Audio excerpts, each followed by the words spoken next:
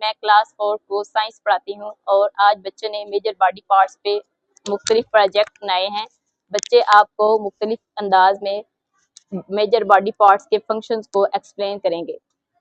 السلام علیکم، میرا نام کشف ہے، میں کلاس 4 کی طالب علم ہوں۔ میرا آج کا پروجیکٹ میجر باڈی پارٹ میں سے تھا جس کا نام ہے اسٹمک کھانا ہضم کرنے میں مدد دیتا ہے۔